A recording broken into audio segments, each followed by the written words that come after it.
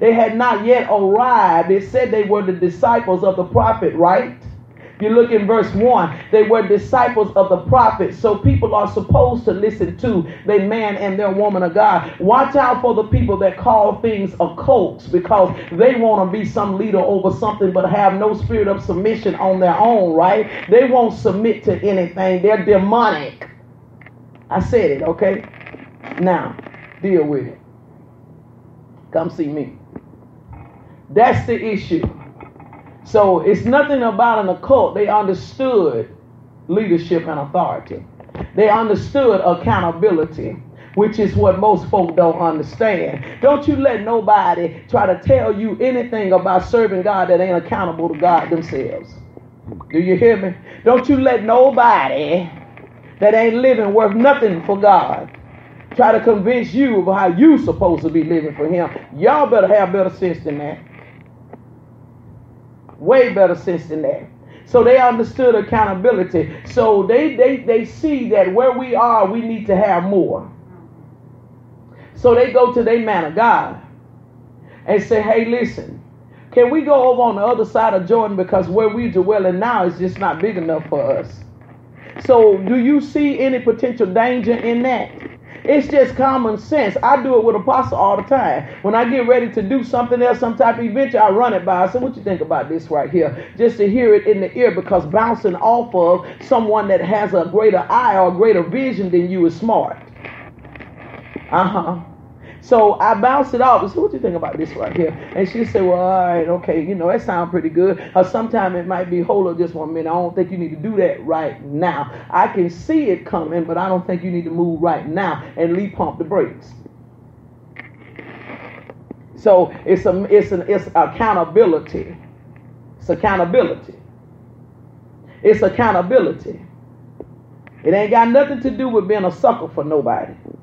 But it's accountability. People that are not accountable are in trouble. That's like a child without a parent, without someone to teach or to train them the right way, running recklessly, straight out of control, no accountability. And no, it doesn't matter that you are 50-something years old, you still got to be accountable. It does not matter that you 45, therefore, you still got to be accountable. That's right. That's right. You still have to be accountable. Accountability is very important in the kingdom. So they found themselves accountable unto the man of God. And they said, look, we want to go and do something else. We want to expand, but what you think about it? So then the man of God says, go ahead. See, let me tell y'all something. When you get to go ahead from a man or a woman of God, when you get to go ahead from a man or a woman of God, you better take it. Because the Lord going to breathe on that. He going to breathe on it. I done seen him do it too many times. He going to breathe on it. If they say stop, you might want to stop too. So it's a go. All right, then they come back to him and say, well, I tell you what. It's all right for us to go, but will you go with us? Because I ain't finna be caught nowhere without my voice. No. I'm not finna be caught nowhere without my voice. He tells them at the latter part of verse 3, he says, I'll go. Verse 4 says, so he went with them. Look at that. And when they came to Jordan, they cut down some wood. They got busy, didn't they? So they wanted something else. So they was willing to do something else, right?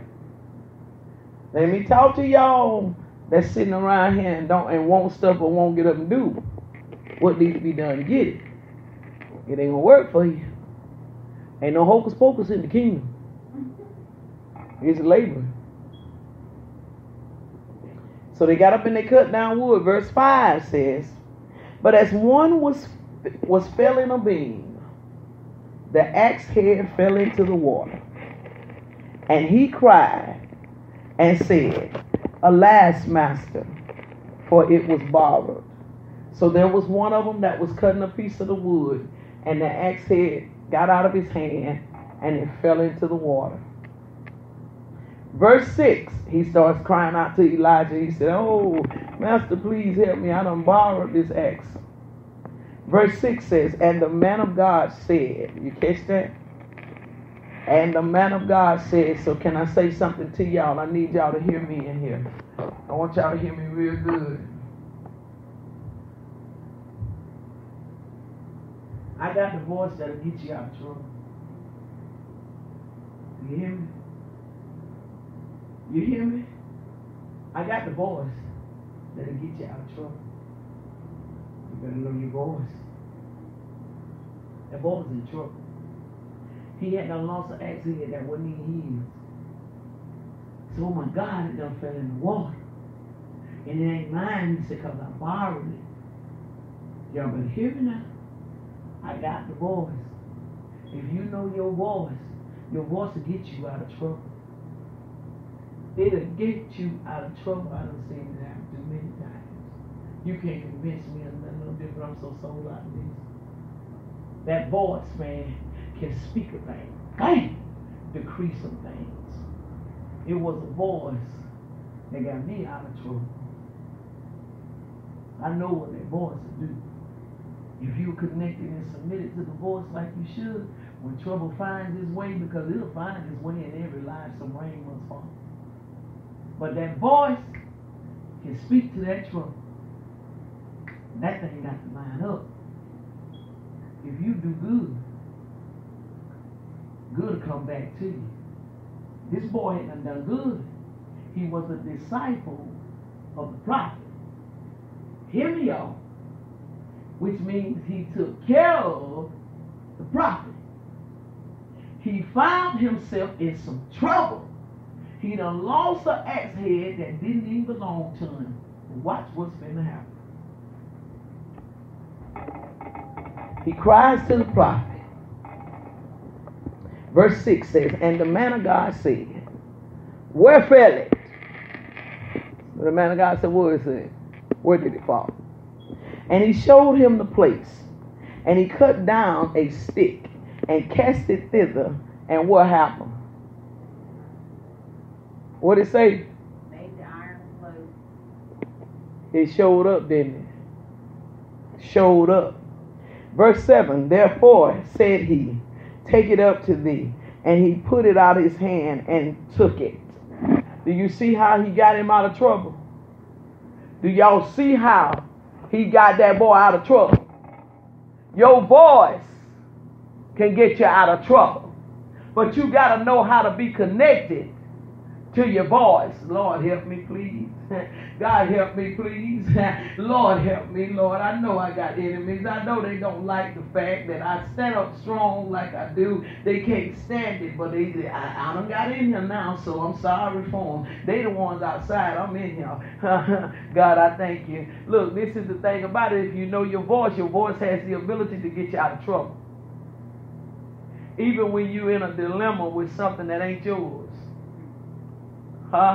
Because see, sometimes you can find yourself in other folks' mess.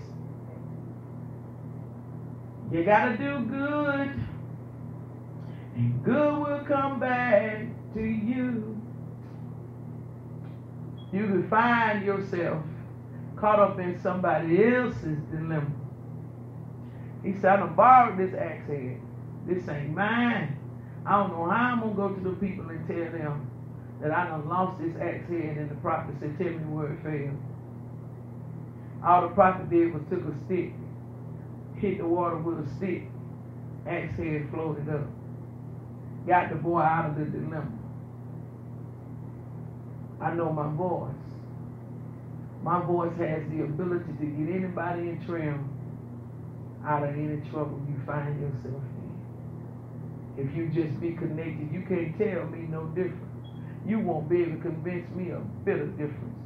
Can get you out of any dilemma. Let that voice show up on the scene. Watch how everybody got to move.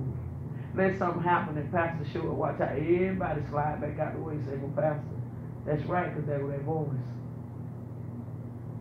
That was that voice, y'all. Y'all hear what I'm saying to you? I'm speaking very stern today, I know it. But y'all got to get this. You got to get it.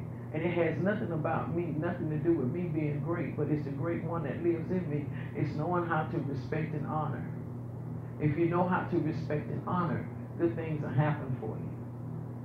Good things will happen for you. There's too many people caught up in dilemmas and situations and further falling deeper and deeper in them because they refuse to be submitted to the voice. You got people in this world that are literally trying to find fault in their voice just so they don't have to submit to the voice, and the voice still ain't gonna change. You can try to find fault in it all you want to, but you can't change what God done said. You can't change it. Paulette Brooch is my voice. I can go right now and say I'm finna go get another man or a woman of God and try to make them my voice. And there's some of them that I adore. I like listening to Pastor Xavier Madison.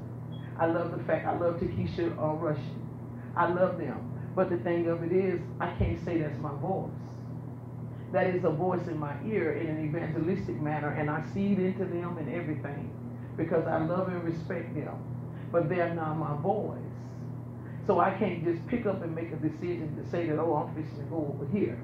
And I'm going to go over here with them because I like, no, it doesn't work like that. They may have a word that they can give me as far as an evangelistical word, but when it comes down to the meat of what I need and just being right there and walking with me through my dilemmas and all, I got to get to Paulette Brooch. I got to get over to Apostle. That's where I got to be because that is the voice that is assigned to me. I don't play about my voice. Has my voice been challenged? Yes, it has. Has there been things that have wanted to make me quit and make me leave? Yes, it has. There was even a time when I left for about 60 days. My money went crazy. I took my butt right on back because I don't like for my money to go crazy. See, I knew what I was supposed to do. I don't like struggling, see. I don't like struggling. I don't know the last time I've had to go to God and be, well, God, please, can you bless me with this life and money? I don't know the last time I've had to do that because God has always been faithful to me because I've been faithful to Him. So my money, I took my butt right on back, honey. I ain't got time to be playing no games. So I know where my voice is. And I'm submitted to the authority of my voice. And the thing of it is. So you have to be careful. If you do good, good will come back to you. Even in the midst of a dilemma, help will be on the way. Help will show up to bring you out of a situation if you know how to do right. I'm telling you, make sure you honor the Lord with all thine increase, all thine substance. Make sure you do. Don't take into consideration the thing where, I'm just going to do this right now. Don't do that. Don't do that. Anytime that mind tells you to do something opposite of what you know, talk back to it and tell it, listen here. Do you want some problems today? But it seems like you want some problems. I see you in here talking stupid. I'll tell you what I'm going to do. So I was supposed to give, $15 time. Okay, so since you wanted me to keep it, well, I tell you what I'm going to do, put 20 in. Since you wanted me to keep it, let me go and kick you in the face. Since that's what you want me to do. Because see, evidently it's something you trying to keep me from. See, when he start pulling at you to start stealing, it's because your breakthrough is at hand. I'm trying to help somebody. When he start pulling at you to start stealing, it's because your major breakthrough at hand. You need something from God, and God is ready to do something big for you. So he wants you to get cursed, so the blessing can't show up. So when he started talking to me like that, I talked back to him. Y'all done told y'all that about me. I talked back to that stuff. I don't let that stuff get the best of me. I'm not a wimp. I'm not a punk to that stuff, man. I said, well, hey, listen, man. What? Oh, you in here again? You want some problems, don't you? And so I push myself beyond so that I'm able to excel. I'm able to win in the situation. That's what you got to do. You got to stop being so easy. Stop being so quick to cower down to things. Connect yourself to what you need to be connected to. Know your voice. Know your voice is God, people that the Lord has assigned. There is a particular voice that the Lord has assigned, but there will be other people that you can glean off of, that you will hear things that will further feed your spirit, and they should always give a confirmation to your voice. That's what they're going to do. Anytime I listen to Xavier Madison, Apostle Madison, anytime I